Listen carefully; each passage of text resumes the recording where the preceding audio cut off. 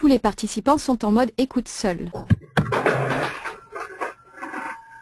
Bonjour, bonjour et bienvenue au webinaire ISOGEO sur la norme Inspire. Inspire en quelques clics donc. L'objectif d'aujourd'hui est de présenter un peu à la fois l'état de la directive d'un point de vue institutionnel, d'un point de vue calendrier, mais aussi de voir comment nous, avec ISOGEO, on propose d'y répondre, entre autres choses.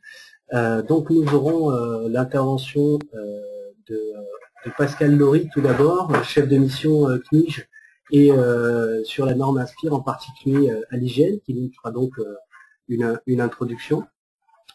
Ensuite, Valentin Blanlot, qui est donc mon collègue et chef de projet à ISOGEO, vous montrera un peu comment mettre en œuvre Inspire avec ISOGEO. Donc voilà, en quelques clics, montrer combien c'est simple. Et puis nous laisserons la place aussi pour un retour projet, une expérience métier donc de Sylvain Dusseux, qui est responsable SIG au niveau de l'agglomération de Lorient, et qui nous fera part de son projet de catalogage en Inspire et de Lorient Agglomération, qui a ouvert d'autres nouvelles portes. Et enfin, à la toute fin, nous passerons à une session de questions. Donc vous avez un module sur l'outil normalement de webinaire qui vous permet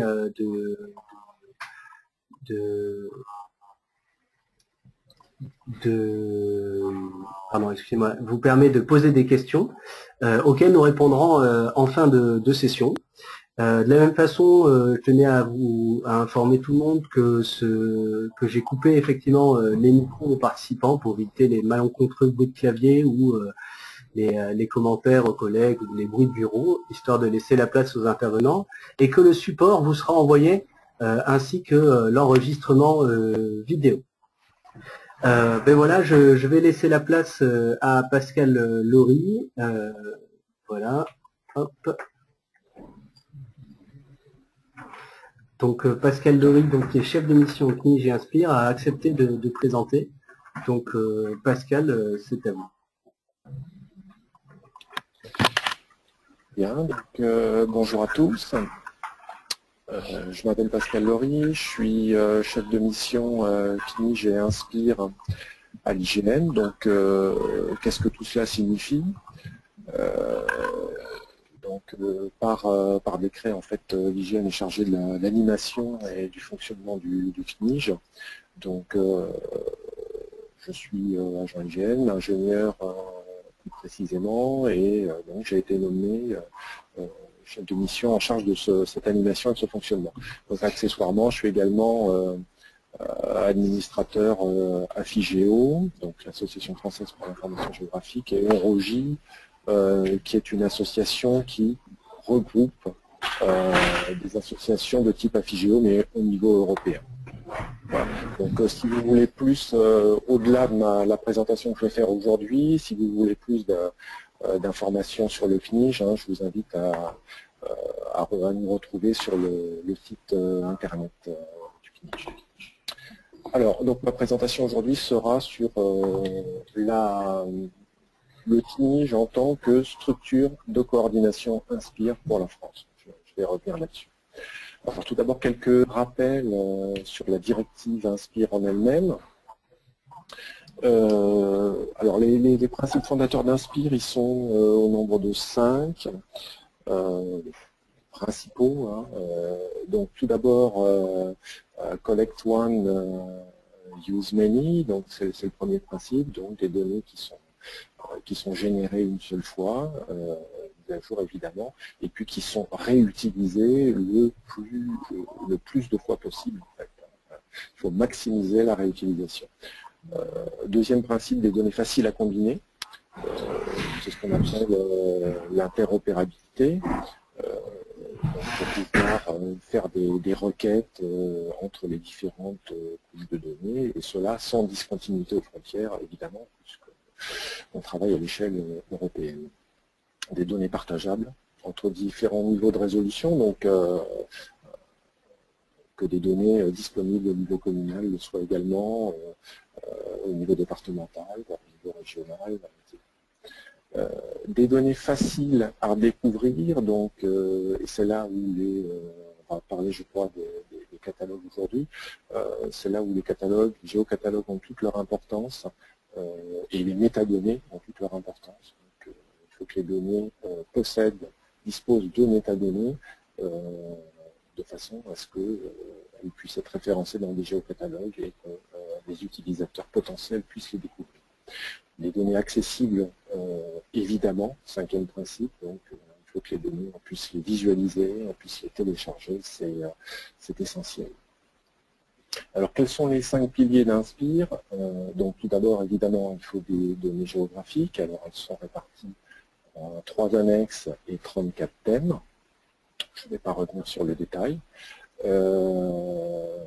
Il faut que ces données disposent de métadonnées, comme je viens de le dire, de façon à pouvoir être découvertes, savoir si elles sont disponibles.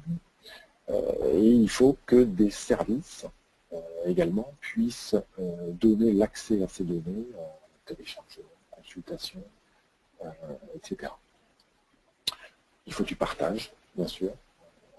Tout le monde puisse partager ces données. Et il faut aussi un suivi, une coordination. Et là, chaque année, effectivement, la communauté européenne demande à la France de faire un état des lieux sur le déploiement de la directive en France. Donc c'est ce qu'on appelle le rapportage. Je reviendrai également sur ce point. Alors, quelles sont les données géographiques concernées? Ce sont les données qui sont existantes. Alors, qu'est-ce que ça veut dire? C'est-à-dire que la directive Inspire ne demande pas de créer de nouvelles données. Elle s'occupe des données qui sont déjà disponibles en format électronique, données géolocalisées et donc en lien avec un des 34 thèmes qui sont listés dans la directive. Des données qui sont détenues par une autorité publique, et qui couvre évidemment le territoire européen, ou, pour ce qui concerne notamment la France, les départements français.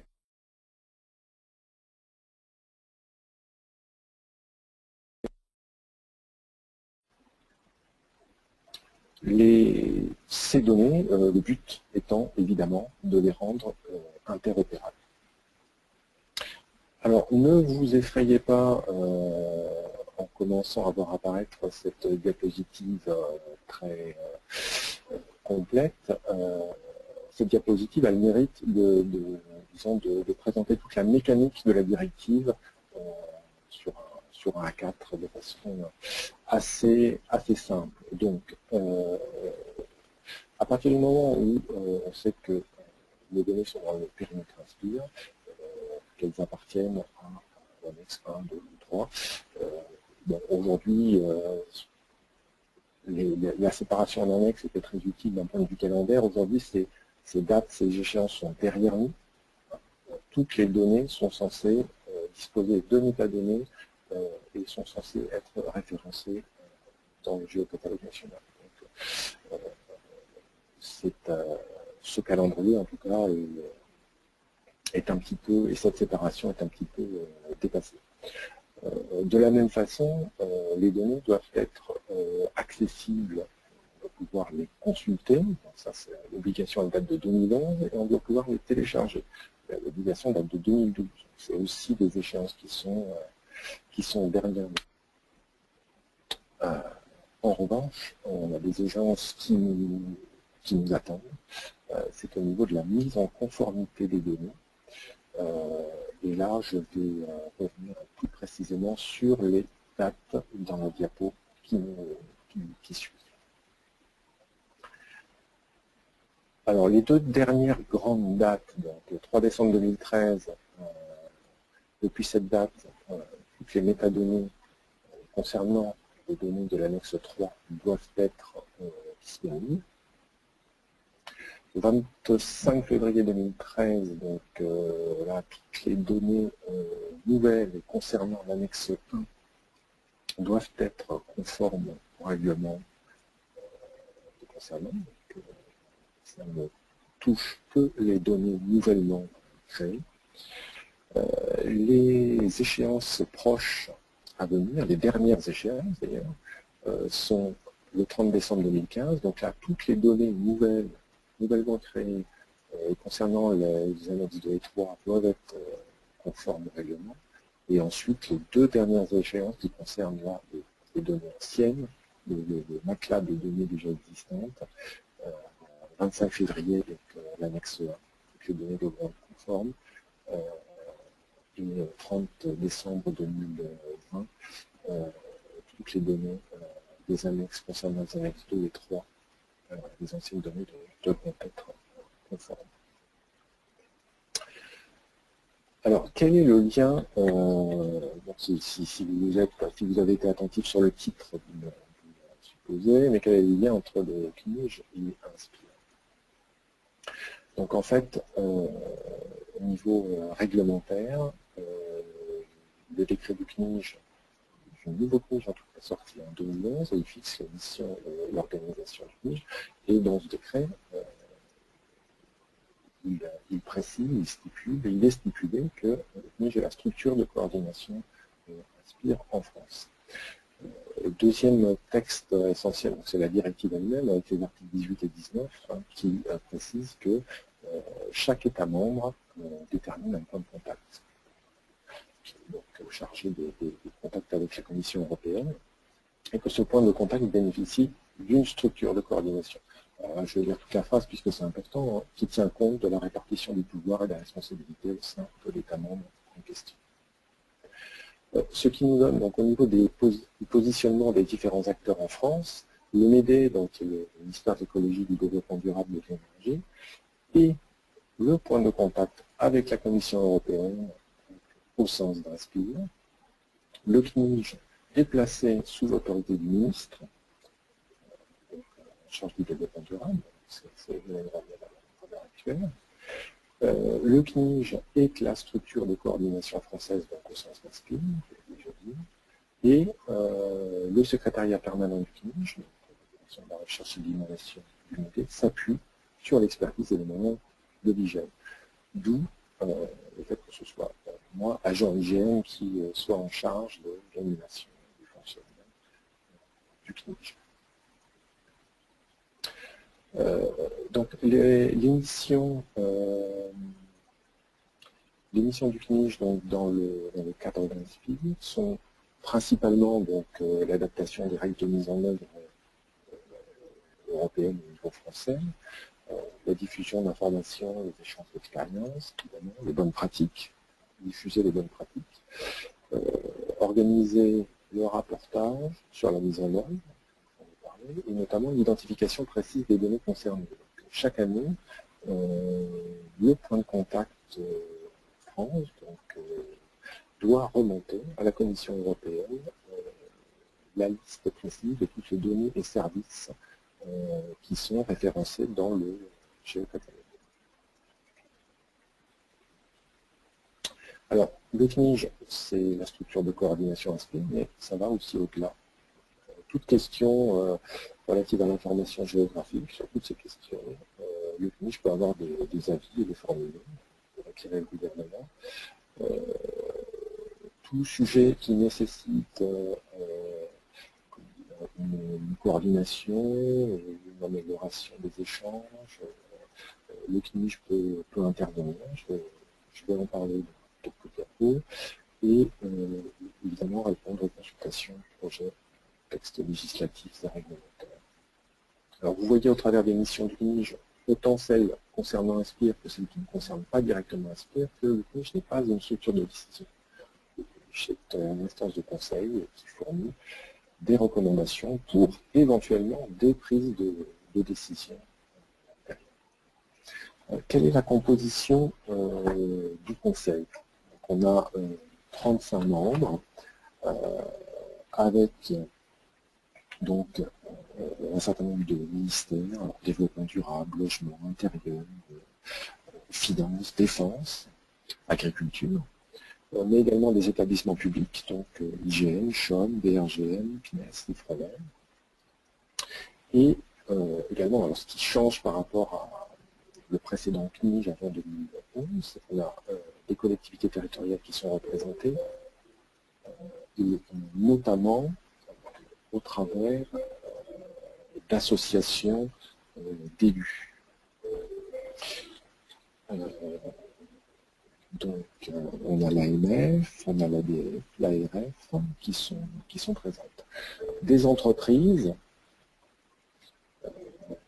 comme l'ESRI, comme le SNEPI, qui sont représentées, et des professions réglementées comme l'Ordre des géomètres experts, des associations avec la FIGEO, mais également la ITF, la FNOR sont représentées. Puis il y a deux organisations syndicales et une personnalité qualifiée qui est le président en fait. Donc vous voyez qu'on a un équilibre qui s'est créé donc, entre le niveau national et les collectivités locales, ce qui fait que le CNIJ est la structure au sens d'Inspire qui présente un équilibre satisfaisant entre les différents pouvoirs qu'on peut avoir au niveau français. Donc au niveau de l'organisation qui a été mise en place, donc à l'heure actuelle le président du CNIJ c'est Roland Courteau, donc qui est un sénateur de l'Aude. Ce qui se dégage après, on va dire 18 mois, quasiment 2 ans de fonctionnement du CNIJ, c'est que c'est un certain nombre d'aptitudes ou de qualités du conseil. C'est un lieu neutre d'échange multilatéraux, je le disais, représentatif des pouvoirs et des responsabilités. Je pense notamment à tout ce qui est en train de se faire autour des réseaux enterrés, de la réforme des TBCP. Sans le CNIJ, les choses ne pourraient pas avancer de façon, disons, de façon aussi efficace s'il n'y avait pas ce lieu neutre qui permet d'échanger entre gestionnaires de réseaux, collectivités locales, opérateurs nationaux. C'est une structure qui fonctionne de façon transparente et ouverte. Toutes les comptes rendus de réunion sont notamment mis en ligne sur le site. On peut découvrir facilement. Et donc, cela favorise la collaboration entre les membres et c'est adapté pour la coordination. Actuellement, il y a plus de 450 membres qui contribuent au CNIJ. Alors, l'organisation, dernière diapo, donc l'organisation qui est mise en place, donc une assemblée générale, une mission d'appui, un secrétariat permanent, et puis 6 commissions. Donc 3 commissions, celles qui sont à gauche, données, animation territoriale et règlement, qui sont très liées à la directive Inspire, et puis 3 commissions qui préexistaient avant la directive, donc géopositionnement, toponymie, et puis Europe et international. Donc ces commissions, elles ont généré un certain nombre de groupes de travail, et c'est vraiment dans ces groupes de travail que se passent concrètement les choses. Hein. C'est dans les groupes de travail qu'on édite des guides de recommandation,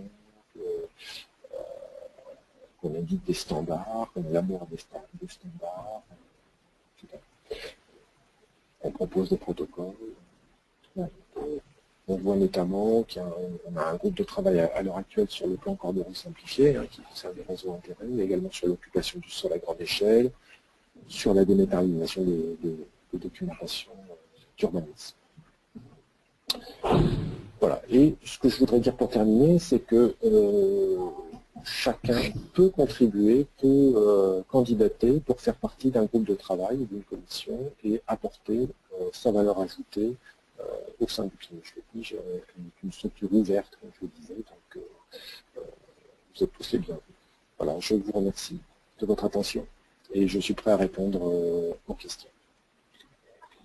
Très bien, merci Pascal pour cette introduction. Je vais reprendre donc un peu la main, même totalement. Alors, quel écran? Voilà. Donc, écoutez, nous allons passer directement à donc les questions. Comme je le disais en préalable, en préambule, on va les garder pour la fin.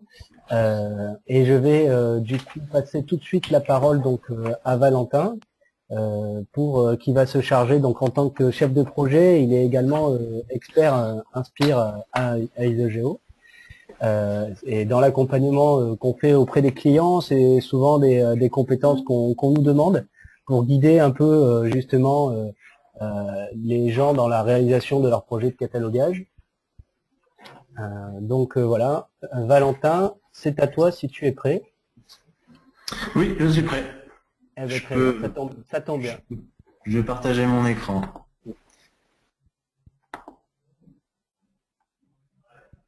Allez, c'est parti pour voir du coup comment concrètement, tout le monde ne connaît pas Isogeo, on va passer rapidement sur l'outil justement pour voir comment en quelques clics on peut passer, on peut répondre à la norme Inspire au niveau donc de la gestion de ces données géographiques.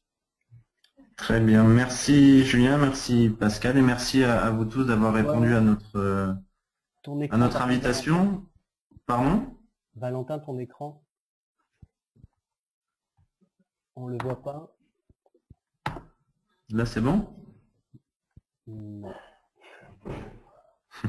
Bah tu peux passer les slides sinon. Allez, je vais reprendre la main. Du coup, je vais reprendre la main. Celle-ci comme ça c'est mieux. Okay. Et c'est parti, Valentin, je suis avec toi. Très bien, mais tu peux passer la slide. Donc je vous disais merci à tous d'avoir répondu à cette invitation. Donc c'est l'occasion pour nous de vous parler de la directive Inspire, mais surtout de vous montrer donc comment on peut répondre à la directive Inspire avec la solution Isogeo.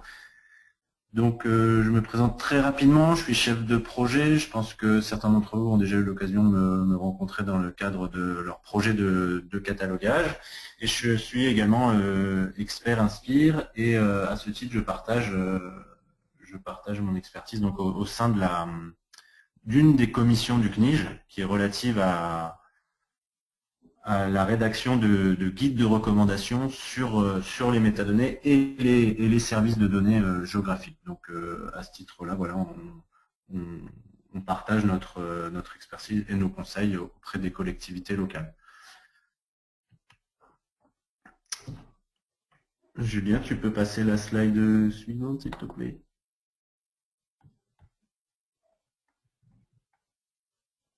Ça y est.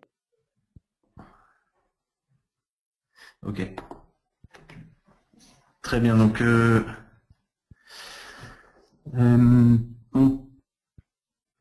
pour vous présenter très rapidement la solution Isogeo, donc c'est une plateforme numérique donc qui va permettre de cataloguer vos données géographiques. Donc c'est une plateforme qui est vraiment dédiée à la valorisation de votre patrimoine de données.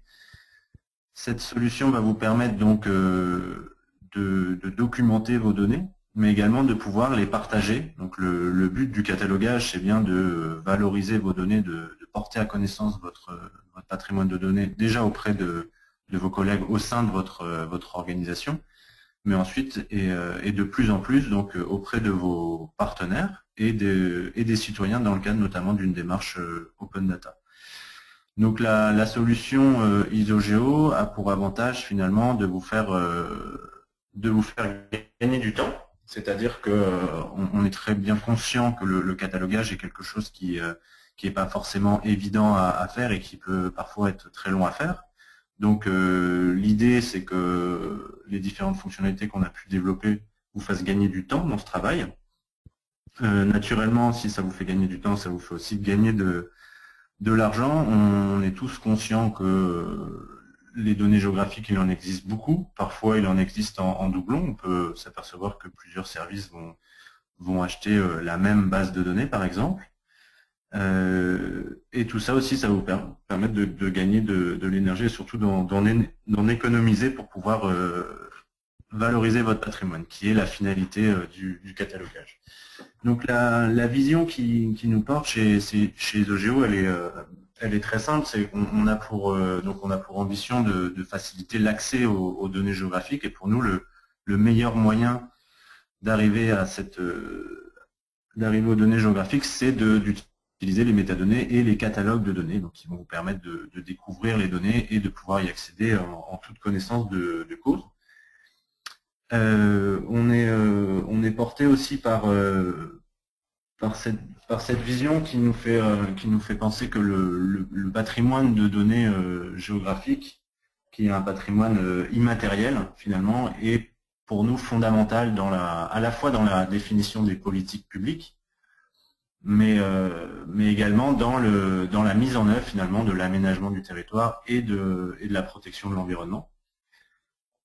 Donc, fort de cette vision, donc on a développé une solution qui va vous permettre de répondre aux différentes exigences de la gouvernance des données, comme la directive Inspire, mais également on parle aussi de plus en plus des TDICT, de l'open data.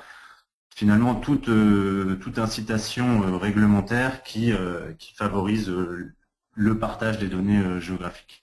Donc concrètement, pour Isogeo, Inspire, ce n'est pas une fin en soi, c'est un levier, c'est une directive qui pour nous va dans le bon sens. Donc pour cela, on a développé une solution de catalogage, et à travers cette solution, vous allez pouvoir donc créer des fiches de métadonnées complètes et conformes à Inspire, qui était le premier objectif de la directive, comme l'a souligné tout à l'heure Pascal. Concrètement, Isogeo, ça va être aussi des fiches de métadonnées qui vont vous permettre d'accéder aux données. L'idée, c'est vraiment de partager la connaissance de la donnée, donc de pouvoir décrire les différentes composantes d'une donnée, que ce soit son historique, sa géographie, etc. Et de pouvoir, et surtout, y accéder. Donc on parle de plus en plus de services, c'est-à-dire que l'accès aujourd'hui aux données géographiques se fait via des services web comme des flux WMS ou des flux WFS. Et la plateforme Isogeo, ce sont aussi des catalogues qui sont, on dit, moissonnables. C'est-à-dire que tout ce que vous allez créer finalement avec Isogeo va être interopérable, va répondre à la directive Inspire. Et ces catalogues vont pouvoir, par exemple, être publiés au niveau d'une plateforme partenaire, comme on va le voir tout à l'heure avec Sylvain de Lorient Agglomération, comme la plateforme GeoBretagne, comme la plateforme nationale, ou directement la plateforme européenne. Isogeo, c'est également donc une API, c'est-à-dire que pour nous, le partage, c'est quelque chose de très important. Donc l'API, qui est une des composantes techniques de notre plateforme, va vous permettre de valoriser vos catalogues en dehors de la solution Isogeo, et notamment au sein de vos applications cartographiques, au sein de vos sites internet, etc., etc. Donc pour vous illustrer ces propos, je vais vous faire une démonstration en ligne de la solution Isogeo, et ensuite je laisserai la parole à Sylvaine qui pourra vous montrer concrètement comment elle a pu utiliser Isogeo pour répondre à la directive Inspire. Donc je vais essayer de partager mon écran, peut-être que je vais... Cette fois-ci, ça va aller mieux, Valentin, tu vas voir. C'est sûr, ça va fonctionner. Si j'arrive à récupérer ma souris.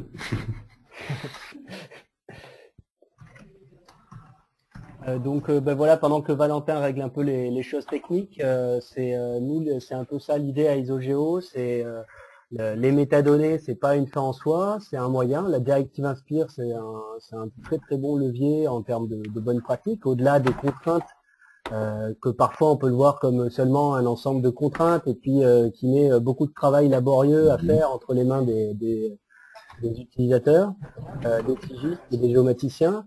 Pour nous, c'est effectivement un bon levier, à la fois méthodologique et aussi puis, conceptuel. Et puis finalement, 10 ans après, on est aussi touché par du coup l'open data. Donc en fait, bien maîtriser son patrimoine de données géographiques, nous c'est vraiment ce qu'on veut faire avec la solution. Après qu'elle permet de répondre à Inspire, c'est on va dire, l'une des possibilités. Julien, je veux bien que tu gardes la main, parce que j'arrive toujours pas à récupérer ma souris sur mon ordinateur. Et si tu te connectes à Isogeo, je vais pouvoir présenter, s'il te plaît. Je suis désolé, mais... Bah écoute, c'est pas grave. On l'avait répété pourtant, mais c'est pas grave. Alors, je pense que je vais reprendre du coup, laisse-moi juste reprendre la main. Oui, très bien. De régler mes écrans qui... Voilà, et je vais montrer l'écran principal. Donc je sais pas... Attention... Est-ce que je me suis pas trompé? Parfait. Non, je ne me suis pas Parfait. trompé. C'est Alors, parfait. bah du coup, Valentin, je suis, j'allais dire à tes ordres, mais je ne vais pas te dire. Je préfère des idées. Allez, c'est parti bien. pour la démonstration et bienvenue à ISOGEO à ceux qui ne savaient pas encore à quoi ça ressemble. Très bien, merci Julien, excusez-moi pour ce petit problème technique.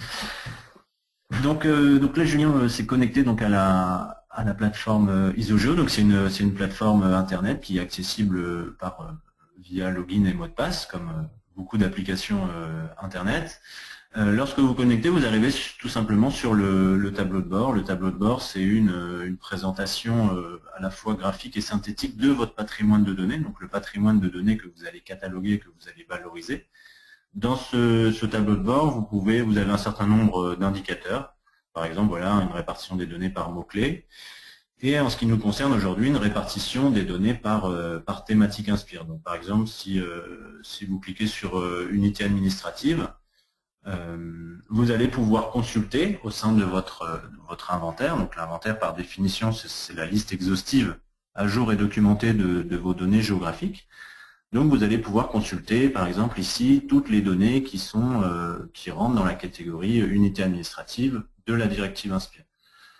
Pour précision, le thème Inspire, c'est une classification européenne des données, comme on peut avoir une classification de ces données sur son poste ou dans sa base de données. Là, c'est une classification au niveau européen.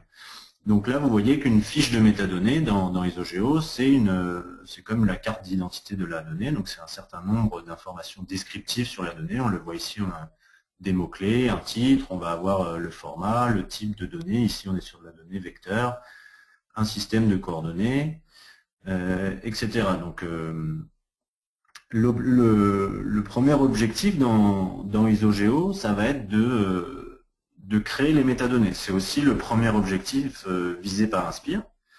Donc pour cela, la première innovation que ISOGEO a apportée, c'est le scan automatique des données. C'est-à-dire que chaque organisme a un patrimoine de données qui est relativement conséquent. Et l'idée, tout de suite, pour gagner du temps dans la création et la gestion des fiches de métadonnées, c'est de pouvoir créer automatiquement toutes les fiches via le scan. Le scan, c'est simplement un logiciel qui est installé au sein de votre infrastructure et qui a des accès en lecture sur les données géographiques. Donc là, dans notre exemple, on a recensé les données de la base, par exemple, GeoFLA. Donc pour recenser les données de la base GeoFLA et pour créer donc les fiches de métadonnées correspondantes à ces données, on a simplement créé un point d'entrée, on s'est connecté donc au répertoire et ensuite on a lancé des scans. L'ensemble des scans sont recensés dans l'onglet requêtes. Donc si on prend par exemple la dernière requête qui a été lancée aujourd'hui, voilà, et qui est encore en train de tourner d'ailleurs. Voilà, l'interface du scan est relativement simple. On distingue bien les trois étapes dans ce scan que sont le recensement, la signature et la documentation. Très simplement, le scan, son travail, c'est de parcourir les données. Dès qu'il rencontre une donnée géographique, il va créer la fiche de métadonnées correspondante et il va la pré-remplir. La pré-remplir, ça va concerner essentiellement des informations techniques, comme par exemple l'emplacement de la donnée, le format de la donnée, le nom de la donnée. On va retrouver, alors je vais attendre que la fiche de métadonnées s'affiche, mais on va retrouver également des informations sur l'emprise de la donnée, donc la zone territoriale qui est couverte. On va retrouver des informations également sur la qualité de la donnée. On peut retrouver des informations sur les attributs. Donc toujours pour terminer sur le scan, l'idée, voilà, c'est vraiment de vous faire gagner du temps dans la création des fiches de métadonnées. Ensuite, on va avoir le deuxième objectif, après le scan, ça va être de compléter les fiches de métadonnées qui ont été créées. Et pour cela, on va retrouver un certain nombre d'outils, comme par exemple l'édition par lot.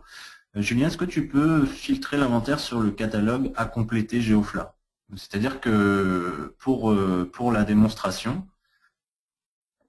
j'ai préparé un catalogue qui qui s'appelle à compléter, c'est-à-dire que j'ai rangé dans le dossier à compléter les fiches de métadonnées que je souhaite compléter. C'est bien celle-ci? À compléter, j'affecte mes 2 mots-clés, c'est bon? Par exemple, oui. D'accord.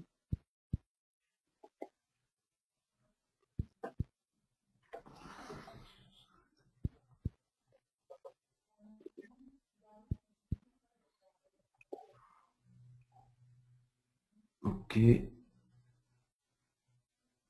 Voilà. Est-ce que si tu parcours un petit peu l'inventaire, est-ce que Ouais. tu as des fiches qui ont aucune information, par exemple? Qui ont aucune information? Ou qui ont Oui. une information? Pour c'est-à-dire qui n'ont pas de mots-clés, pas de thématique inspire. L'idée, c'était de montrer comment on peut... Alors dans ce ces infos. catalogue-là, je pense pas. Ouais, si tu prends le catalogue à compléter Geofla, normalement, c'est... Ah, à compléter, là. Ouais, Ah oui, alors attends. tu peux effacer. Ouais.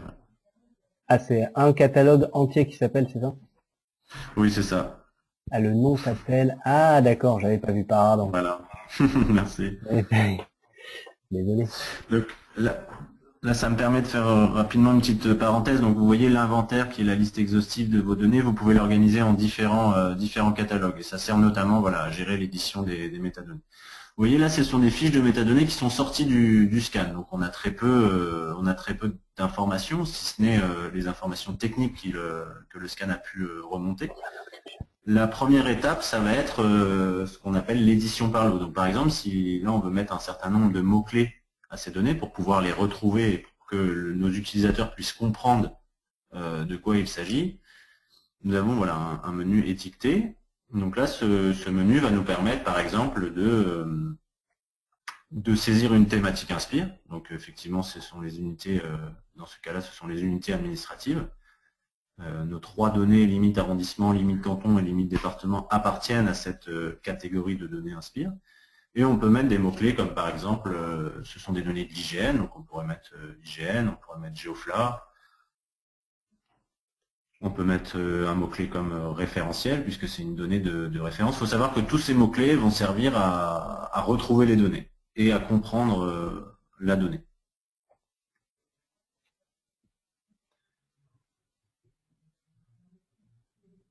Donc cette fonctionnalité d'édition par lot s'inscrit toujours dans cet objectif de vous faire gagner du temps. Mais ça permet aussi d'assurer un certain niveau de qualité dans les métadonnées, dans le sens où les mots-clés sont harmonisés, où les thématiques inspire sont bien référencées, etc. Donc une fois qu'on a fait ce travail, je dirais, d'étiquetage, de classement, on peut éditer les fiches de métadonnées, notamment sur la partie, Julien, si tu cliques sur éditer. Oui.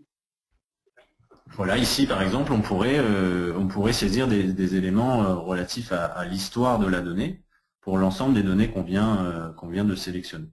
Et comme ça, petit à petit, on complète nos fiches de métadonnées. Donc vous voyez, les informations qu'on vient ajouter, ce sont des informations que le scan ne peut pas deviner, puisque ce sont des informations qui relèvent du métier et qui relèvent de la connaissance de son territoire et des données qui le décrivent. Donc voilà, petit à petit, l'idée ça va être de compléter les fiches de métadonnées. On peut voir qu'à partir du moment où on classe une donnée dans la thématique inspire, toutes les données ne sont pas forcément concernées par la thématique inspire, mais à partir du moment où on classe une de ces données dans la thématique, ISOGEO embarque le validateur inspire de la Commission européenne, c'est-à-dire que la Commission européenne a mis en place un outil qui va permettre de vérifier la conformité de ces métadonnées à la directive. Un élément qui est important pour pouvoir répondre à cette obligation réglementaire. Donc c'est... Voilà, ça va venir, ça arrive. Oui, je suis désolé, c'est la connexion. Voilà, donc par exemple ici sur les limites de arrondissement, voilà, sur la donnée limite arrondissement, donc de la base de données Geofla, vous voyez que puisqu'on l'a classé dans unité administrative, automatiquement, on a des informations comme quoi il nous manque un résumé, un contexte de collecte, un contact sur la donnée et une date de création, par exemple. Donc, au fur et à mesure de notre saisie, on va pouvoir compléter ces informations et savoir si notre fiche de métadonnées est conforme ou pas à la directive Inspire. Donc, c'est une deuxième fonctionnalité, finalement, qui va nous permettre de répondre à Inspire. Une troisième fonctionnalité qui va nous permettre vous permettre de répondre à la directive Inspire, ça va être la publication de votre catalogue sur Internet. C'est-à-dire qu'une fois que vous avez créé votre catalogue, renseigné toutes vos métadonnées, c'est pas terminé. L'objectif, c'est bien de partager ce catalogue et cette connaissance, que ce soit en interne, auprès de vos partenaires ou du grand public. Donc pour cela, au sein de l'application ISOGEO, on a mis en place on pourrait appeler ça un générateur de sites web. C'est tout simplement une fonctionnalité qui va vous permettre de publier votre catalogue sur le web. Donc là, par exemple, Julien va créer un nouveau site. Donc il va, voilà, Julien, tu peux sélectionner l'application. Donc l'application s'appelle Open Catalog. C'est un petit clin d'œil à l'open data, c'est-à-dire qu'on considère chez ISOGEO que avant de faire de l'open data, on peut faire de l'open catalog. Voilà, et une fois le catalogue créé, il y a automatiquement donc une URL qui est générée et qui va vous permettre de consulter le catalogue directement en ligne. Donc vous voyez, assez simplement, on a répondu au premier objectif qui est de créer les métadonnées. Le deuxième objectif, c'est de les partager sur Internet. Donc on a un système de génération de site web comme un open catalogue.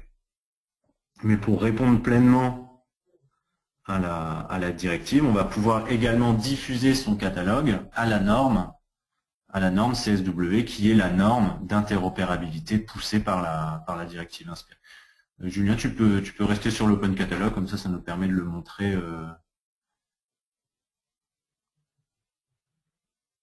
Voilà, donc le catalogue, là on est sur une fiche de métadonnées. Je vais le partager dans le chat de façon à ce que tout le monde l'ait. Oui, comme ça serait tout à fait. Vous pouvez l'ouvrir vous-même dans votre navigateur Internet. Ce site web donc de consultation du catalogue et d'accès aux données, il est très simple, c'est-à-dire qu'il y a une barre de recherche, donc pour que vos utilisateurs puissent retrouver les données qui les intéressent, une barre de recherche, des filtres. Donc par exemple, si là on tape, je sais pas, on peut taper département par exemple, si on cherche des données sur les départements, c'est d'actualité d'ailleurs. Ah, c'est vrai. Ah, bah oui, mais je l'ai pas mis dans celui-là. Donc il n'y en a pas. Il y a les cantons. Il y a les cantons. Voilà, ils sont là, pardon. Ils font les départements. Je me suis trompé de. Ah oui, on peut faire les cantons. Voilà, très bien les cantons. Voilà. Voilà, donc la fiche de métadonnées qui est publiée permet déjà d'avoir de la connaissance sur la donnée. Donc, vous voyez, vous avez le résumé, l'historique, vous avez la zone géographique, vous avez un certain nombre d'informations techniques, comme le format par exemple, qui vous permettent de savoir dans quel logiciel vous pouvez l'utiliser. Vous avez toutes les informations attributaires. Alors là, on est aux marges de la directive Inspire, c'est-à-dire que ce n'est pas forcément des informations qui sont requises par la directive, mais c'est des informations qui, pour vos utilisateurs, sont très importantes. Et on a également la possibilité donc de visualiser pas sur celle-là. De visualiser la donnée ou de la télécharger. C'est-à-dire que l'objectif de la fiche de métadonnées, voilà, c'est bien de donner accès à la donnée. Concrètement, l'utilisateur trouve une donnée, si elle l'intéresse, il va pouvoir la visualiser, il va pouvoir la télécharger, il va pouvoir se connecter au flux de la donnée. Donc c'est une technologie qui est intéressante dans le sens où vous êtes par définition connecté au changement, à la mise à jour des données.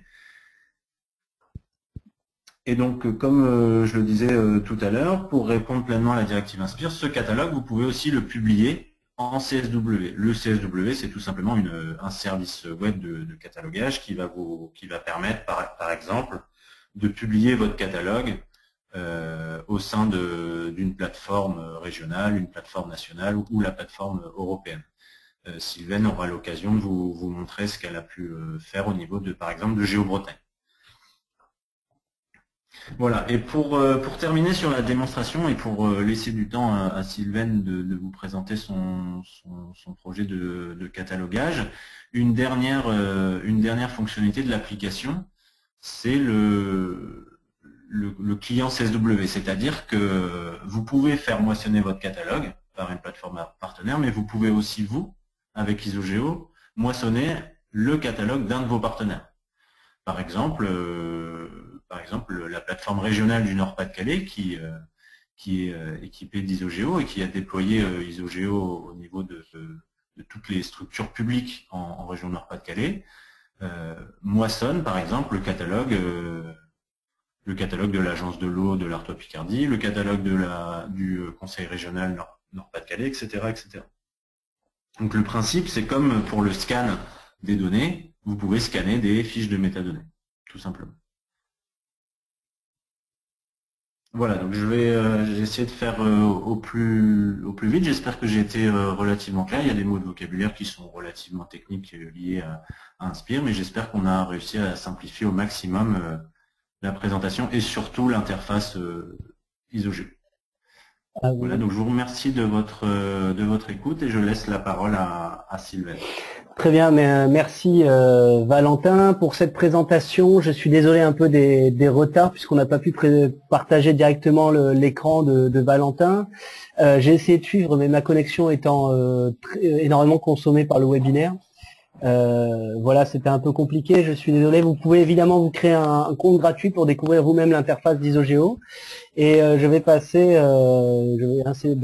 dès maintenant la parole donc à Sylvaine Dusseux, qui est responsable SIG auprès de la comité d'agglomération de Lorient, la ville de Lorient, et qui va nous faire un retour d'expérience sur justement leur projet de catalogage en vue d'Inspire. Voilà, Sylvaine, c'est à vous, vous avez le son activé. Nous vous écoutons. Bonjour, j'espère que vous voyez bien mon écran. Très bien, Sylvaine. Donc je vais vous présenter, très bien, merci.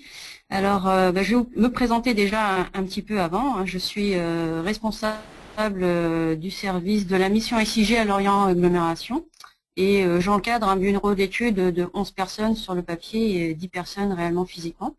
Donc voilà un petit peu. Donc le SIG à Lorient Agglomération, donc c'est des systèmes informatisés parce qu'on n'a pas qu'un outil mais des outils pour traiter toutes ces problématiques de l'information géographique et l'outil ISOGEO en fait partie, qui est vraiment au service de la connaissance et de l'aménagement du territoire. Donc nous, notre problématique, c'est vraiment une problématique de gestion au niveau du service, parce qu'on réalise des études, des analyses, des traitements et de la gestion au quotidien de l'information géographique. Et on avait besoin d'un outil pour gérer toute cette masse d'informations et surtout la partager avec les autres, mais dans un premier temps au niveau des personnes. On a aussi en charge toute la création donc des référentiels de données géographiques, donc les plus classiques qui sont connus, voirie, réseau, plan. Alors réseau, ça va être plus, on va dire, une direction annexe au niveau de Lorient Agglomération qui est gestionnaire de ces données-là. Nous, on gère davantage les référentiels géographiques et ceux qui sont propres à notre pôle, et notamment donc les plans locaux d'urbanisme, l'occupation du sol, le plan cadastral et autres. Enfin, notre dernière problématique, c'est vraiment la diffusion de ces informations, donc sous forme de plans, de cartes, d'images, de films ou de diffusion cartographique par le web. Voilà un petit peu. Et notre outil qu'on utilise au niveau de notre plateforme, c'est GeoMedia Pro, et on utilise FME également pour tout ce qui est traitement derrière. Je voulais présenter quelques exemples de services, mais là c'est bien connu au niveau des personnes qui travaillent au niveau de l'information géographique, donc je ne vais pas m'étendre trop longtemps sur ces thématiques-là. On fait des cartes, des analyses, des images, de la maquette 3D, des statistiques. Voilà, ça c'est vraiment des exemples concrets de travail qu'on a au niveau de l'information géographique. Ce qui est plus important, et c'est donc pourquoi j'interviens aujourd'hui, c'est vraiment donc le catalogue des données, qui pour nous, tout à l'heure Valentin parlait de carte d'identité, moi j'ai pris plutôt l'exemple d'une carte vitale, mais l'idée est la même. Et c'est vraiment la carte vitale de notre territoire, parce qu'on a besoin de savoir et de partager les informations, et c'est quelque chose qui manquait au niveau de Lorient Agglomération. Et en plus, notre collectivité, elle a évolué au 1er janvier, donc on est passé à 25 communes, 205 000 habitants, 740 km². Il y a des chances que ça évolue dans le futur davantage, donc il faut vraiment référencer nos données et surtout les partager. Au niveau de notre démarche catalogage, elle est assez ancienne parce que de tout temps, en fait, on a depuis le début beaucoup de fichiers texte, de fichiers Excel, voilà, d'exemples de dictionnaires qu'on avait un petit peu sur le côté, où on mettait donc nos données de référence, on indiquait le système géographique, mais en fait, il y en avait un petit peu partout sur serveur, quoi. On a utilisé également l'outil GeoNetwork sur GeoBretagne, mais c'est vrai que c'était pas ultra satisfaisant. Et on a vraiment travaillé sur le catalogue des données, on va voir un petit peu plus tard, à partir de 2012. Et donc avant, on avait beaucoup d'exemples, tels que vous voyez à l'écran, de fichiers texte. Je pense que c'est quelque chose qui est assez général dans les collectivités. Alors le but du catalogue, c'est vraiment améliorer la connaissance du patrimoine. Et c'est vraiment un besoin pour les agents du service, et ça c'est vraiment quelque chose qui était important, parce que nous on a renouvelé vraiment toute notre équipe, et il fallait vraiment maîtriser le processus de production des données SIG, rendre accessible le patrimoine, partager les connaissances, et surtout le souhait c'est de développer les usages des données. Pour les utilisateurs, parce qu'on est quand même une mission transversale, c'est vraiment de connaître les données existantes et disponibles. Et ça, c'est des choses qu'on nous demande de manière récurrente dans les services. Disposer d'un inventaire, de préférence quelque chose qui soit vulgarisé, parce que là, c'est vraiment, on est souvent dans notre jargon d'information géographique. Et pour les services qui ne gèrent pas, ou ne font pas de SIG d'une manière générale, on passe très souvent pour des extraterrestres, donc il faut vraiment vulgariser et décrire les choses. Et l'idée, en fait, au travers du catalogue, moi, l'envie que j'en avais, c'était de décrire les principaux usages, sachant qu'après, avec les utilisateurs, on pourra compléter les éléments. Mais c'était au moins d'avoir une première base.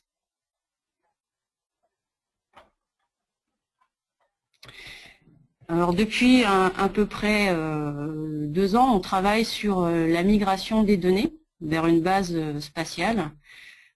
Pourquoi? Parce qu'il faut fiabiliser nos informations, et donc on le fait avec la direction des systèmes d'information, la DSI. On a énormément de demandes de bureaux d'études, d'étudiants, du grand public pour avoir accès aux données. On passe énormément de temps en fait on est plutôt des extracteurs de données plutôt que de travailler vraiment sur les usages des informations au quotidien. Donc il faut vraiment changer ces choses-là pour notre gestion en interne. On avait besoin également de partager les informations avec GeoBretagne, qui est en fait notre démarche au niveau régional, partenarial. Pourquoi? Pour répondre au cadre légal, la directive Inspire. Et donc c'était vraiment une volonté de répondre au contexte réglementaire.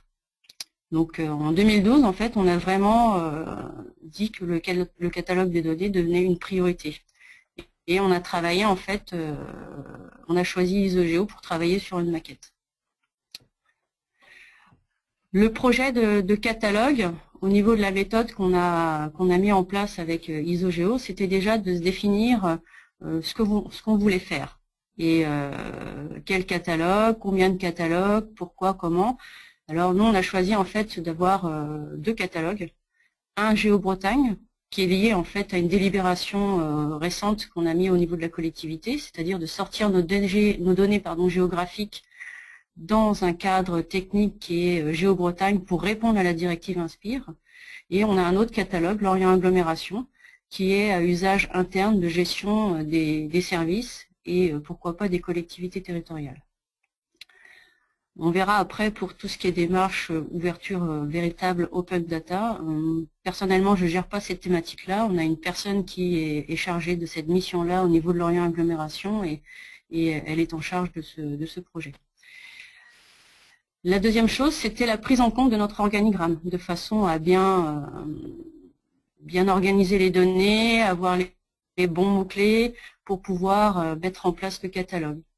Et enfin, avec GeoBretagne, on a aussi un pôle métier Inspire au niveau de cette démarche-là et ils ont mis en place une nomenclature et c'était vraiment de développer le catalogue avec cette nomenclature-là qui répond de toute façon à une organisation des référentiels et derrière, on retrouve toujours les mots-clés Inspire.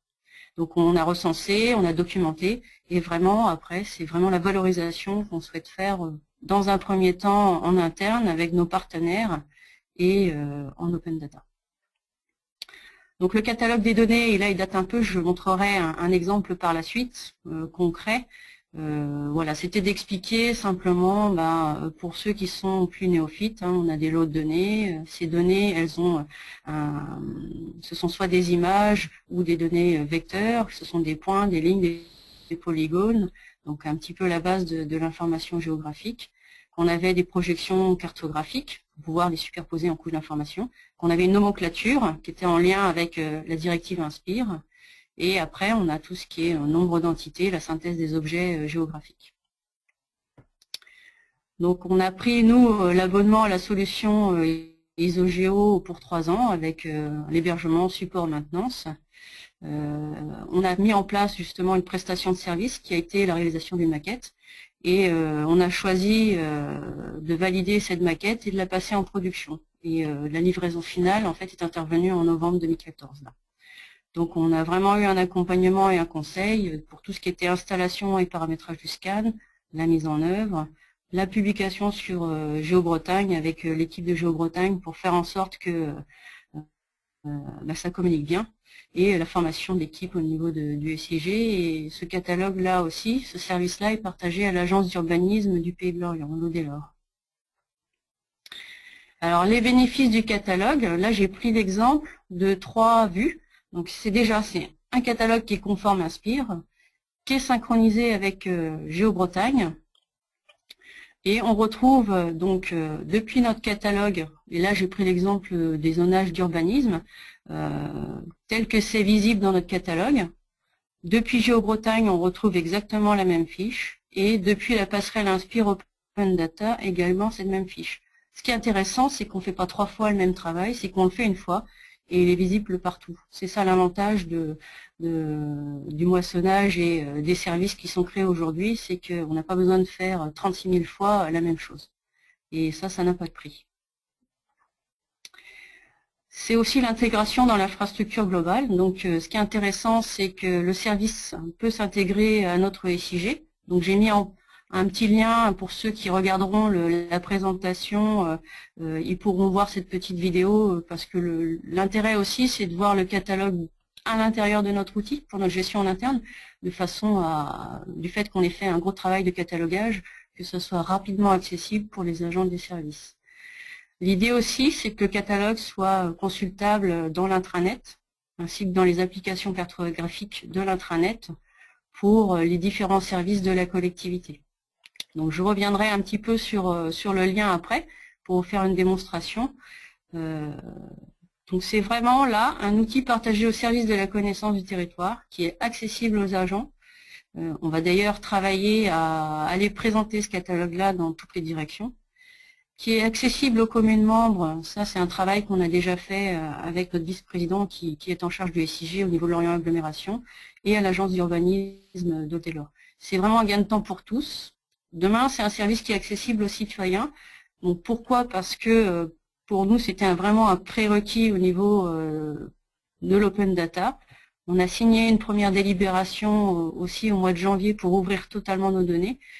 Pour autant, moi, je n'interviendrai pas sur cette partie-là parce que c'est Nathalie Poirier qui est chargée de mission à Lorient Agglomération qui gère toute cette partie open data. Pour l'instant, on a juste mis en place et montré qu'il y avait un catalogue de données géographiques, qui avait déjà un pré-open data avec la région Bretagne qui était dans le cadre de la directive Inspire. C'est ce qu'on voulait mettre en place déjà rapidement. Après, il y a tout un travail à faire au niveau des données publiques. Il n'y a pas que les données géographiques, et ça, c'est des choses qui restent complètement à faire, à structurer au niveau de Lorient Agglomération. Et il y a aussi un travail de création de communauté de pilotage qui est en cours. Voilà un petit peu pour la présentation. Je vais vous montrer un petit peu de concret, donc en espérant que vous voyez bien les choses. Donc ça, c'est ni plus ni moins le géocatalogue, le géolorient de Lorient Agglomération. Donc c'est pas la ville de Lorient, mais Lorient Agglomération. Et je vais prendre l'exemple d'une donnée. Donc par exemple, zonage. Donc je vais aller rechercher les zonages d'urbanisme de Lorient Agglomération. Voilà, il y a un petit temps. Donc ce qu'on peut voir, c'est la fenêtre cartographique qui marque un petit peu l'emprise de ces données-là. Je vais la masquer pour l'occasion. Et je vais aller dans la fiche, quoi. Alors, le temps que les choses se mettent en place et se chargent. Donc l'idée de ce qu'on voulait faire, c'est montrer qu'il existe une donnée géographique, montrer qu'elle peut être en lien avec d'autres sites internet et des démarches aussi bien régionales que nationales, notamment la dématérialisation des documents d'urbanisme, pouvoir télécharger la donnée et faire en sorte que le catalogue soit vraiment un point central pour la collectivité et qu'on ne se perde pas à droite et à gauche pour aller chercher une information et qu'on soit sûr que ce soit le dernier, on va dire, millésime et qu'elle soit téléchargeable et que les choses se fassent tout le temps en amont. Je dois avoir un petit problème internet. Ah voilà, elle arrive. Que les choses se fassent en amont, que tous les soirs, il y ait une automatisation des choses et que le lendemain, on soit toujours avec une donnée à jour s'il y a eu des modifications. Donc je vous présente un petit peu la fiche. On a un résumé assez rapide, un historique sur la donnée pour dire comment a été fait cette donnée-là et comment on travaille au niveau de Lorient Agglomération, puisque ce sont les données des communes que l'on agrège. On n'a pas de compétences en tant que telles. Le SIG n'est pas mutualisé. Et c'est important aussi de montrer aux communes que ce catalogue, c'est un bien commun pour les communes membres. C'était de montrer également les attributs, de les décrire, parce que quelqu'un qui peut avoir un usage de la donnée, s'il ne sait pas ce que veut dire DESDOMI, il n'ira pas très loin s'il ne connaît pas un petit peu toutes les démarches. Vraiment, c'est de vulgariser aussi les usages. Cette fiche-là, elle n'est pas tellement documentée, mais c'est vrai que j'en ai d'autres, notamment sur la topographie en règle générale, les points de canevas ou les emprises, qui, au niveau du résumé, sont beaucoup plus importantes pour vraiment décrire les usages. Ce qui est intéressant, plus bas, c'est qu'on voit qu'on a les conditions d'accès et d'utilisation, donc on a une double licence, on est en licence Etalab et ODBL. Vous pouvez visualiser les données sur GeoBretagne, voir la démarche GeoBretagne. Ce qui est important, c'est voir le cahier des charges et toute la problématique qu'il y a au niveau du CNIJ sur la dématérialisation des documents d'urbanisme. Et vous pouvez avoir accès au portail cartographique de Lorient Agglomération. On va dire un tout en un. Donc on va faire le test d'aller visualiser la donnée sur GeoBretagne, donc en live. Hop. Le temps que les informations se chargent. Logiquement, la couche doit arriver dans le GeoBretagne. Voilà, on arrive sur le visualiseur. Et ce qui est intéressant, c'est que je peux ajouter, depuis le catalogue, je peux rechercher et taper Lorient Agglomération.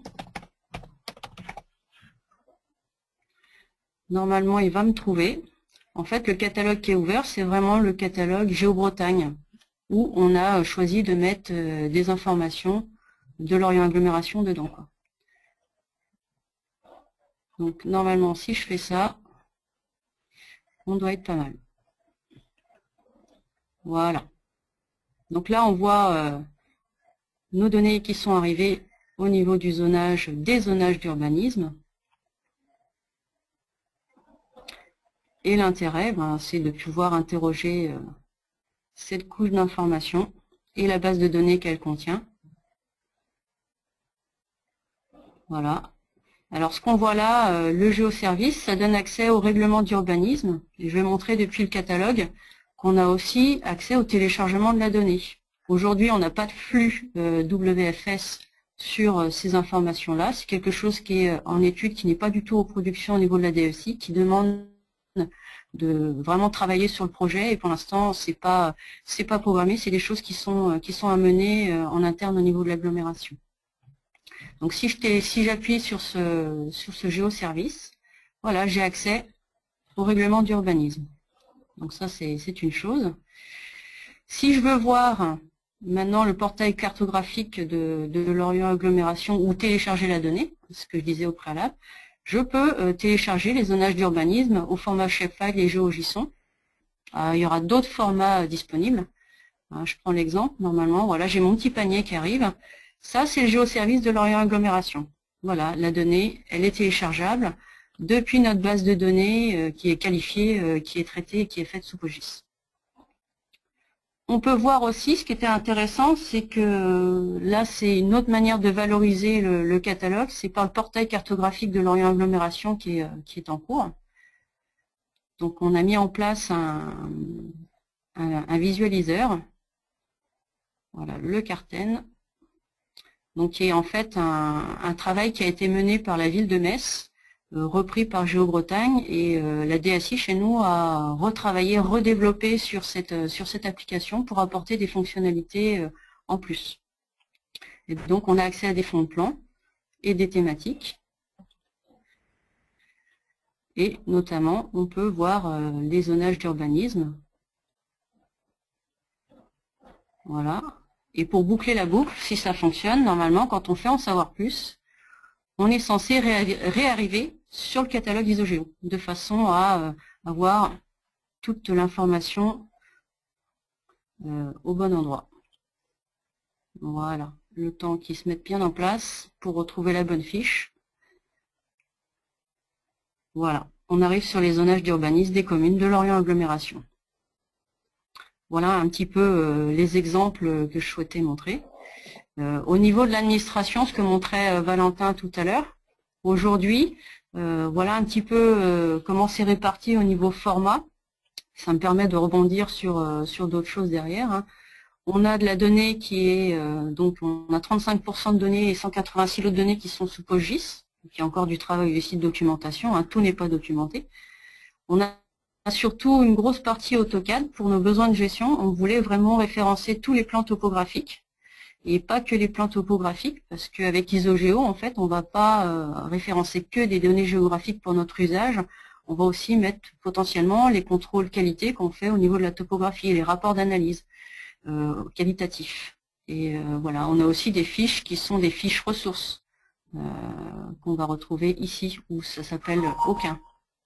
Enfin, on a encore quelques données shapefile, mais qui vont tendre à disparaître parce que l'objectif, c'est vraiment de travailler dans notre base spatiale. Voilà, il y a quelques données, je pense, ponctuelles, où on appelle ça pour nous des one-shots, dont on ne jugerait pas utile de les mettre en base de données, qui seront pas dedans, quoi. Et une grosse partie dessin, parce que on est quand même une collectivité qui ne travaille pas, ou on est avec des collectivités qui ne travaillent pas avec des systèmes d'information géographique.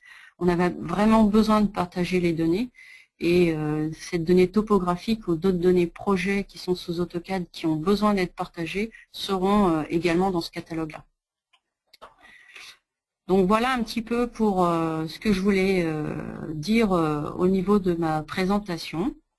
Et je vous remercie pour votre attention, et voilà, je suis à votre disposition pour les questions.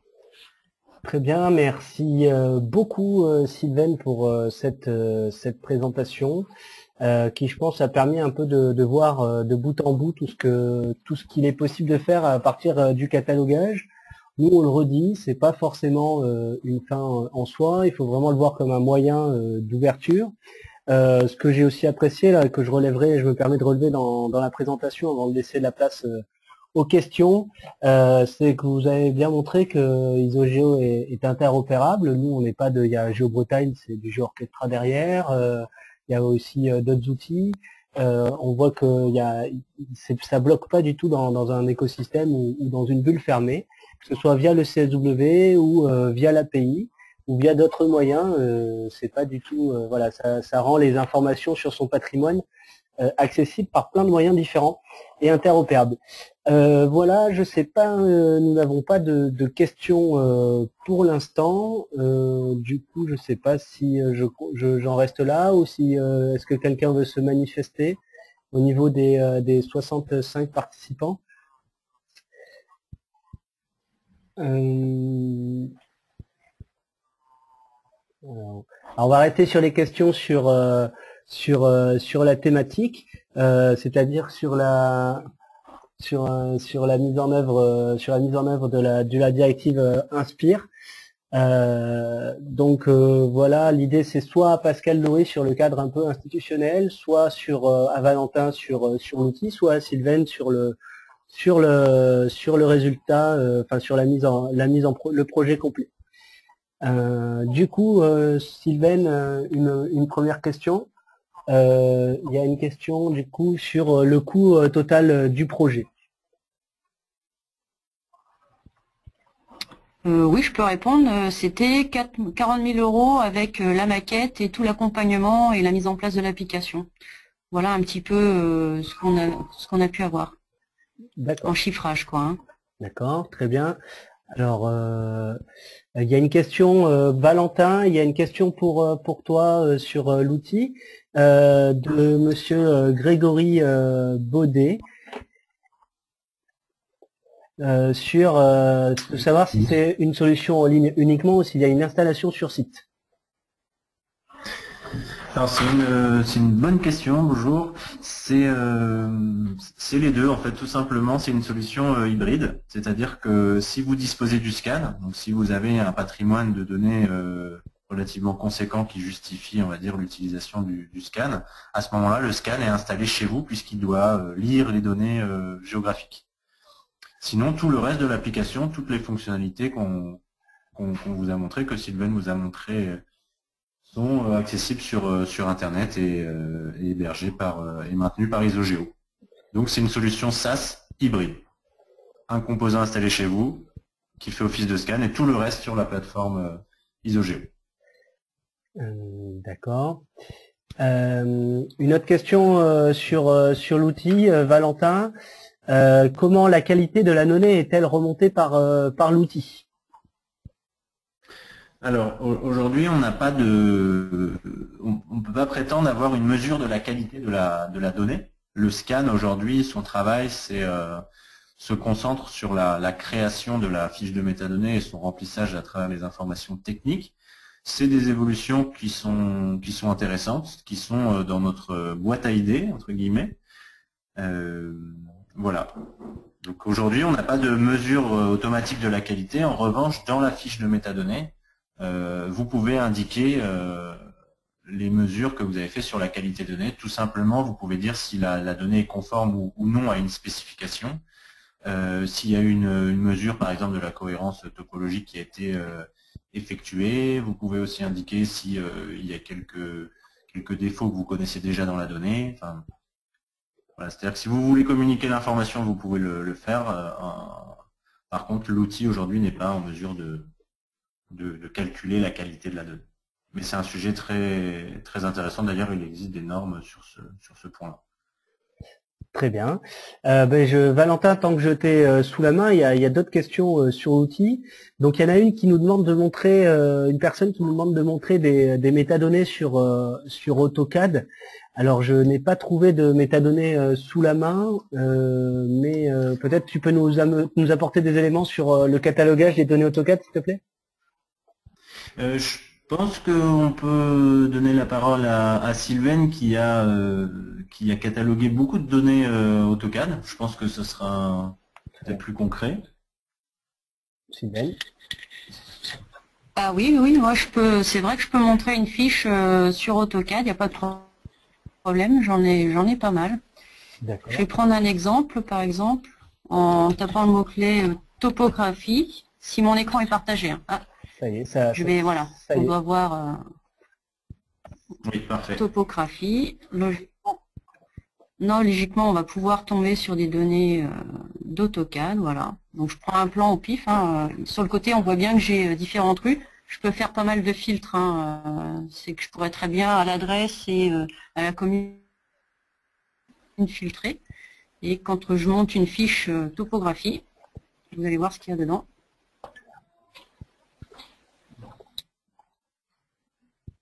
Donc voilà un petit peu on retrouve le résumé.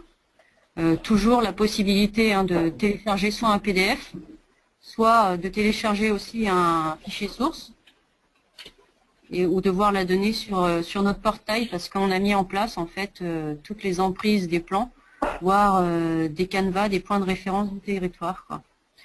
Par contre, on n'a pas vocation, voilà, nous on donne des détails sur le contexte de la collecte en disant, bah voilà, c'est fait par un géomètre expert. Ce plan-là, par exemple, il n'a pas été contrôlé selon l'arrêté des classes de précision. Et en plus, comme on a une charte, il n'est pas conforme à la charte, donc on n'a pas honte de dire que ce plan-là, finalement, il n'est pas dans notre charte, même si sa création est peut-être récente, pardon, ce qui n'est pas le cas de tous les plans, quoi. Et on retrouve les informations techniques, et ça, elles remontent automatiquement, hein. Le nom de la couche au départ, le nombre d'entités, des polygones, l'échelle, le format de référence d'AutoCAD, et le système de coordonnées, l'encodage des caractères, si tant est qu'il y en a. L'emprise a-t-elle été remontée automatiquement? L'emprise, elle n'a pas été remontée automatiquement. C'est la personne qui, chez moi, catalogue cette donnée-là, qui ne l'a pas remontée, qui l'a dessinée comme ça. D'accord. Ouais. Pour l'instant, c'est quelque chose qui, avec FME, n'est pas remonté automatiquement. On le fait un à un. Voilà. Alors c'est une question qu'on a souvent. Dans certains cas, s'il y a un PRJ ou si le dessin est bien géolocalisé au niveau d'AutoCAD, avec des cartouches SIG bien configurées, les emprises remontent parfois. Mais comme l'a dit Sylvain, c'est assez aléatoire. Ceci dit, comme on l'a vu dans l'édition Parlons, il est très il est très facile et rapide de choisir, par exemple, 100 données et de dessiner la même emprise pour les 100. De laisser charger et d'avoir l'emprise affectée à toutes les données d'un coup. Voilà, Sylvain, c'était en complément. D'accord. Alors, Valentin, toujours là? Oui, je vois les questions, donc je peux répondre. Alors, je t'en prie, notamment, il y a une récurrente. La solution permet-elle de cataloguer des données non géographiques? Alors en soi, oui, c'est-à-dire que vous pouvez très bien créer une fiche de métadonnées pour ce que vous voulez. Après, il faut savoir que nous, on a construit ISOGEO pour cataloguer des données géographiques. Donc les fiches de métadonnées auront une forte connotation géographique.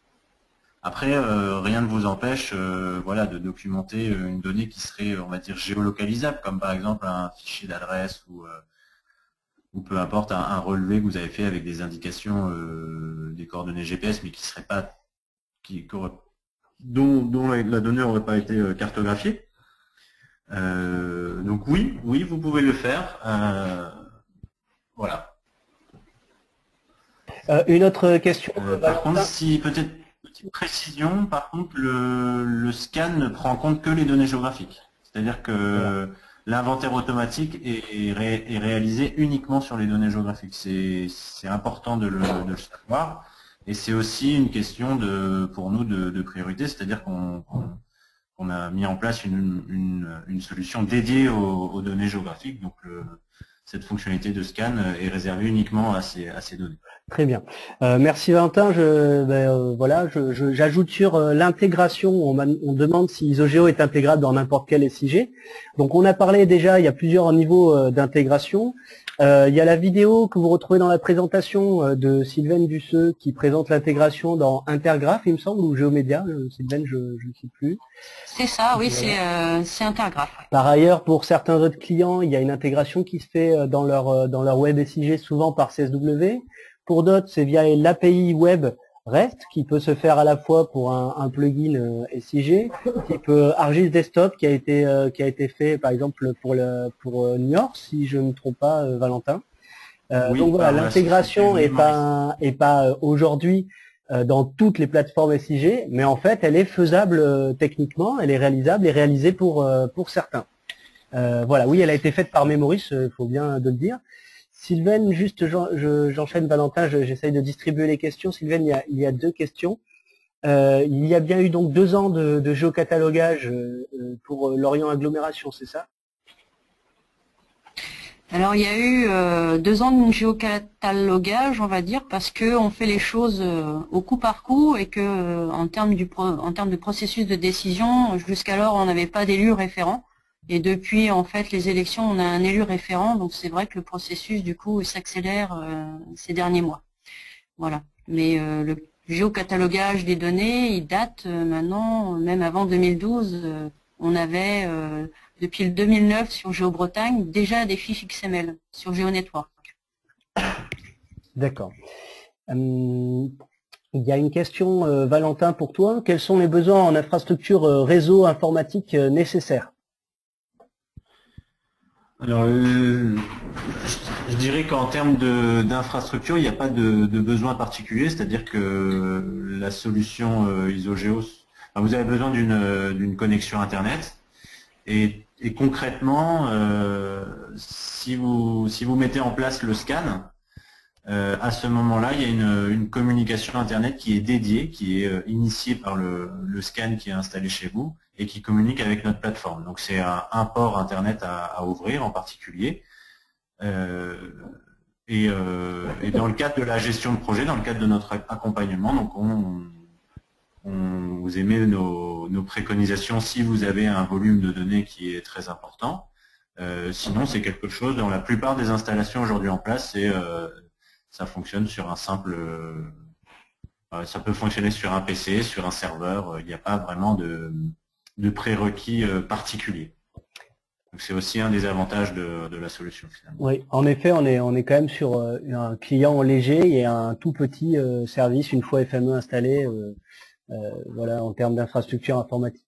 Il y a une question, alors il y a plusieurs questions par rapport au portail de l'urbanisme, savoir si nous participons en fait aux données, aux plateformes de test.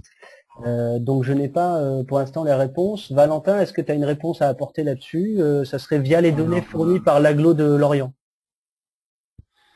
Alors la réponse c'est en théorie ça doit fonctionner. C'est ça, oui, c'est les données de... Oui, allez, vas-y Sylvaine, je t'ai coupé la parole, excuse-moi. Non, c'est moi qui ai coupé la parole. Non, c'est vrai que c'est en test avec Sébastien Pellat. Ils ont pris les données de Lorient Agglo, oui, pour tester le versement des données sur le géoportail de l'urbanisme. Voilà, avec une jointure via Geofla pour retrouver les informations commune par commune. D'accord. Très bien. Alors, oui, de manière, je me permets d'ajouter que de manière théorique, ça fonctionne avec tous les géoportails qui sont dédiés au catalogage et à la valorisation des données, dans le sens où, et c'est là où la directive Inspire est intéressante et un véritable levier, c'est qu'elle a mis en place des standards, elle a poussé des standards techniques qui permettent à ces différentes plateformes d'être interopérables. Donc, comme Sylvaine l'a montré, par exemple, un catalogue ISOGEO peut être visualisé très facilement sur GeoBretagne. Je pense qu'il le sera sur GeoPortail de l'urbanisme. J'ai personnellement pas fait le test. Mais je pense que c'est tout à fait faisable, oui. Ok. Donc, ben voilà, je pense qu'on arrive un peu au bout des questions. Donc il y a Bruce Ruel qui précise, mais peut-être que Monsieur Ruel, je peux aussi vous donner la parole si vous voulez intervenir directement. Apparemment, vous me dites que ça ne marche pas avec tous les portails puisque uniquement ceux qui sont interopérables. Donc voilà, sans micro, c'est sûr. Voilà. Oui. On peut continuer à échanger comme ça.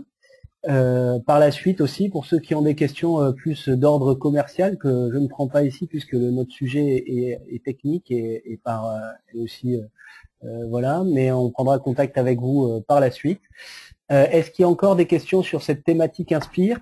Je sais qu'il y avait une question en début de séance de la part de la Pépige sur les autres entreprises qui participent aux assemblées générales aux côtés d'Esri. Et je crois que Pascal, si tu veux bien faire la réponse en live, s'il te plaît. Oui, je peux répondre en live. Donc, en fait, les entreprises, comment sont-elles représentées au niveau de l'Assemblée générale? Bon, mais il y a plusieurs moyens d'être représentés. Donc, il y a le Syntec numérique, hein, qui est un syndicat d'entreprise qui est membre de l'Assemblée générale. Il y a également le SNEPIM, qui est un syndicat de photogrammètres, hein, qui est présent. Et puis il y a bien sûr Afigeo, l'association qui fédère aussi plusieurs dizaines d'entreprises présentes dans le monde de la géomatique. Donc les entreprises sont largement représentées au sein de l'Assemblée générale. Alors c'est vrai que Esri est la seule à être représentée directement, mais toute entreprise peut faire entendre sa voix au sein de l'Assemblée générale du CNIJ. D'accord. Voilà. Merci Pascal. Il y a une question, Valentin, ou si tu veux, je peux aussi y répondre, mais je vais te laisser le faire. C'est avez-vous testé le catalogage des données 3D en CityGML au niveau du scan, j'imagine. J'imagine oui, qu'on parle de scan automatique, parce qu'il est toujours possible effectivement de faire qu'importe la donnée, il est toujours possible de la cataloguer. Hein. On n'a pas montré la création manuelle, mais il est tout à fait possible de créer des fiches manuelles. Oui. Tout à fait. Effectivement, au niveau du scan, on ne prend pas en compte aujourd'hui les données 3D. En revanche, on travaille avec un consultant spécialisé dans les données 3D pour déjà savoir quelles questions on pose aux données 3D, quelle information on aurait besoin de savoir sur ces données. Mais de manière générale, il faut savoir qu'au niveau des formats, on a commencé par donc les données géographiques au format 2D, vecteur raster, et les formats les plus utilisés. Ensuite, on prend en compte les formats en fonction notamment des besoins de nos utilisateurs. C'est une évolution qui est tout à fait envisageable et qui est déjà envisagée d'ailleurs. Oui, voilà, en fait, ça me paraît important. Merci Valentin de cette réponse. On a l'exemple encore récemment avec, je crois que c'était jusqu'à l'an dernier, on n'avait pas eu la demande sur des formats KML, KMZ, le format aussi qui est proche du GML, hein, mais qui est le GML plutôt pour Google, et qui a été intégré au cours de l'année 2014, de même que les données LIDAR et les données GPX. Donc petit à petit, on ajoute les formats et potentiellement ce sont tous les formats de FME. Ouais. Je voulais rajouter une information à la question de Monsieur Baudet sur pour des petites structures, une solution de base est-il disponible à moindre coût? Oui, il faut savoir que la solution Isogeo est modulable et il existe une version gratuite. Voilà. Oui, c'est vrai qu'on l'a dit aussi dans le chat, donc vous pouvez demander effectivement de créer un compte gratuit via notre site web. Donc c'est une modération a priori pour éviter les robots. Donc c'est dès demain vous disposerez de votre compte. Et sinon ça fonctionne comme ressource. Donc l'offre est détaillée sur le site web et elle est dimensionnable à la taille de votre structure. Voilà, je crois que je ne vois plus de questions et de pop-up apparaître sur mon écran. Je crois qu'on peut remercier déjà tous les intervenants. Voilà, et aussi merci à tout le monde, à tous ceux qui ont bien voulu participer et qui se sont inscrits à ce webinaire. Je vous donne rendez-vous le 14 avril prochain, où nous verrons effectivement comment la démarche en fait de catalogage permet de répondre à Inspire, certes, mais c'est pas forcément que ça, c'est aussi l'open data, ça a déjà été souligné par Sylvain Dusseux et Valentin. On recevra à cette occasion du coup Hervé Albou, qui est un grand partisan de la démarche complémentaire entre la directive Inspire et l'open data. Et également Nathalie Le Tessier du pôle SIG mutualisé de la ville de Créteil et de la comité d'agglomération de Plaine Centrale. Vous pouvez d'ores et déjà vous inscrire, ce sera de la même façon, du même format, en espérant ne pas dépasser trop cette fois-ci. Et puis si vous êtes en Ile-de-France le 2 avril, on vous invite à venir boire un coup et à discuter avec nous pour fêter les 3 ans de la solution Isogeo. Voilà, je vous invite aussi à consulter notre blog et à demander une création de compte gratuit si cela vous intéresse ou à nous contacter pour une offre mieux dimensionnée. Bravo, merci à tous, merci aux intervenants À bientôt et surtout, bon catalogage. Au revoir. Merci.